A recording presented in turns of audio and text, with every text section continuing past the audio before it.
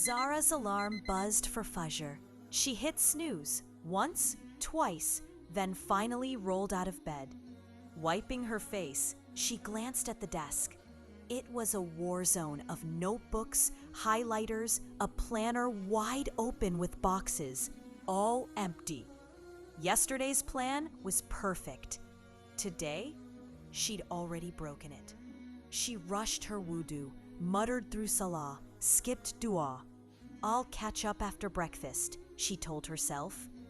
But deep down, she already felt behind. Midday, the sun was high, pouring golden light through the curtain Zara had half drawn. Zara sat at her desk. Her laptop was open. One tab had the Quran app.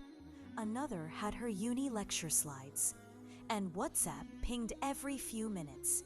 Family group, college group, some forwarded meme.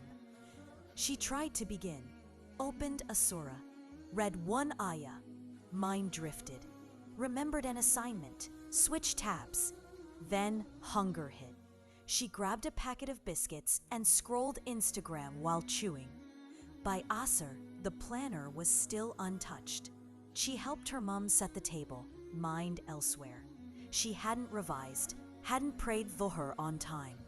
Later, sitting on her bed, she stared at the ceiling. She sighed, "I'll fix everything tonight." The next day, Zara went to Maryam's place to study. She didn't open her books. Instead, she poured everything out in low whispers. "I keep messing up, Maryam. I make these plans, wake up early, read Quran, revise, help at home. And 2 days later, I give up. Every single time." She laughed bitterly. "I even made a new routine last night. Again." From the kitchen, Maryam's older sister Layla overheard her. She walked in gently, holding a warm mug of tea and something else, a tiny plant in a glass jar. She placed it beside Zara. "This is what you remind me of," she said softly. Zara raised her brows, confused. Layla smiled. "When I got this, it was barely alive. I watered it once, got impatient, forgot it for days, and one day I nearly threw it out. But I didn't. I gave it a drop a day. No flood, no force, just small, steady care." She looked at Zara. "That's what consistency is.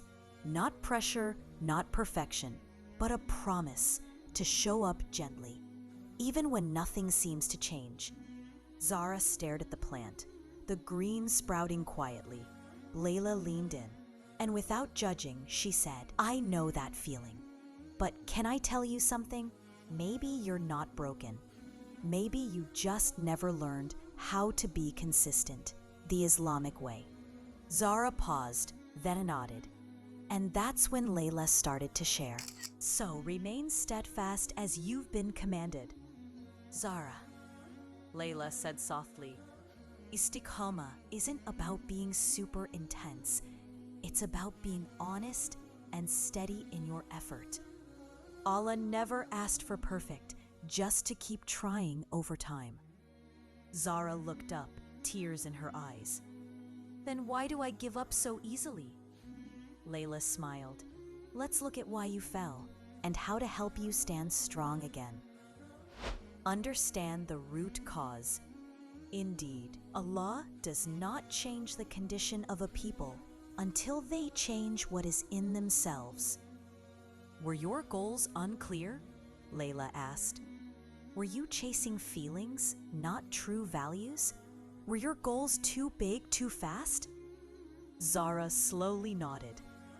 "I think I tried to do everything at once, just to feel good enough again. I'd planned to pray on time, read a whole Quran section, memorize a verse, do extra prayers, all at once.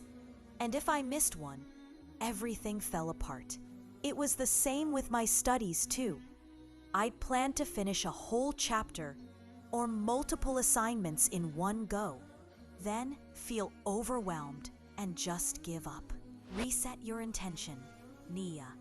Actions are judged by intentions. Zara, don't just try to be productive to cross things off a list. Try to feel connected, to please Allah, not your planner. Make your intention pure, just for Him. When your intention is clear, whether it's for prayer, studying, or helping at home, the effort comes easier. Remember, even studying diligently to benefit yourself and your community is an act of worship when done with the right intention. Start small and attach to Salah. The most beloved deeds to Allah are those done consistently, even if small. Layla looked at Zara with a gentle smile. You don't need to control every hour of the day to feel grounded. Just build your life around the one thing Allah already placed in your day, Salah. She leaned forward. Let Fajr wake you, and after it, read just one verse or revise your flashcards in the quiet of the morning. Let Dhuhr be your midday reset. Pause from lectures, breathe, and jot down your top 3 study tasks. Let Asr signal focused revision, 30 minutes on your hardest subject right after prayer. Let Maghrib be your screen detox. Reflect on a hadith, help your mom in the kitchen, or write one line in your dua journal. Let Isha wind you down, dhikr instead of scrolling, setting up tomorrow's clothes or study materials. Layla smiled deeper. And if Allah gives you a moment in the night, even just once a week, try to wake up for tahajjud. No pressure, just 10 minutes. Even if it's only 2 raka'at and a sincere dua in whispers, because that time, it isn't just for the righteous, it's a mercy for the struggling too. Tahajjud is where the heart learns to breathe again. Zara's eyes welled up. It's like Salah holds my day together. Yes, Layla said softly. Salah isn't a task on your list. It's the rhythm of your life. And when you attach small, meaningful acts around each prayer, you begin to move with barakah, not burnout. Choose discipline over feelings. Layla leaned in. You were waiting to feel spiritual before you acted, and perhaps waiting to feel motivated before you studied. But the Prophet ﷺ taught us through his life that you don't wait for motivation to obey Allah. You act first, just like how he would stand in prayer at night until his feet swelled. The sweetness comes after the struggle. You won't always feel like praying Fajr or starting that difficult assignment. But when you push yourself to begin, that spiritual warmth or even academic momentum often follows. Track your progress, not perfection. The wise person holds himself accountable. Keep a simple tracker, not to chase dopamine, but to notice your sincerity. Track Salah, study focus, Quran, kindness to family. You're not tracking perfection, you're witnessing growth for Allah. Seeing those check marks, Zara, is a quiet sign of your effort for Allah, and also your commitment to your studies and well-being. Surround yourself with reminders. Keep yourself with those who call upon their Lord, who reminds you of Allah when you forget. Be around reminders, not noise. Zara whispered, I stopped going to my study group.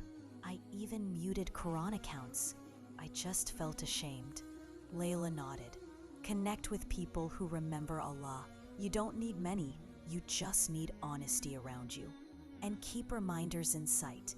Your prayer mat always rolled out, or a study partner who shares your goals for both your faith and your university life. These connections and visible reminders help keep you on track.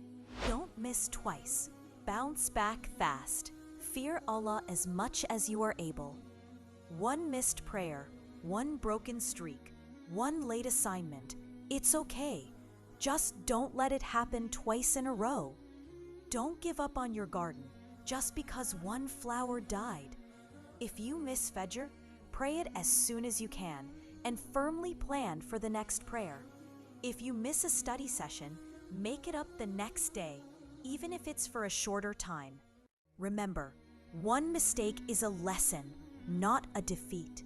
Remember your deep why. What's your true reason, Zara? She whispered, her voice cracking. Because I feel empty inside when I'm far from Allah. I just want Him to love me again. And I want to excel in my studies and use my knowledge to benefit others for His sake. Layla put a hand on her shoulder. He never stopped. The next morning, she woke for Fajr. Not because it felt easy. Her bed still looked comfy. But she pushed past the initial groan, splashed cold water on her face, feeling clear and awake. It felt worth it. She didn't become perfectly consistent overnight. There were still days the alarm was annoying, days her mind wandered during prayer, days she felt too much pressure. But this time, she never missed 3 days in a row. She learned to forgive herself for the circles on her calendar and celebrated every X. She set a timer for her 25-minute study times, and surprisingly, the information started to stick. Her grades slowly got better. Maybe you've been like Zara. You started strong, then life got hard, and now you feel far from Allah or overwhelmed by your responsibilities. But listen closely. Allah doesn't ask you to be perfect. He just asks you to keep showing up, even when you're broken, crying, or just crawling. Because istiqamah isn't about never falling. It's about always coming back. What will you choose to do consistently this week? Keep it super small. Do it every day for Allah. Then come back here after 7 days and comment, I showed up, even on the hard days. Let us know. Let's build istiqamah together.